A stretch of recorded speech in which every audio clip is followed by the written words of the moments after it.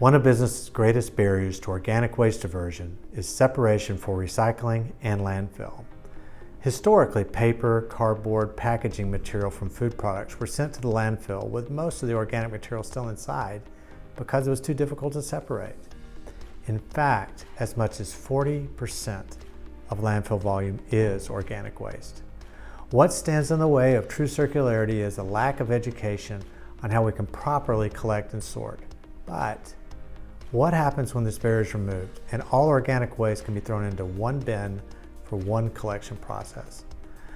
With a special collection and sorting process, biodegradable materials like packaged, non-packaged food, old florals, all types of paper and plastics can be given a second life and circularity is achieved. My name is Ray Hatch, CEO of Quest Resource Management Group, and this is my Big Little Talk.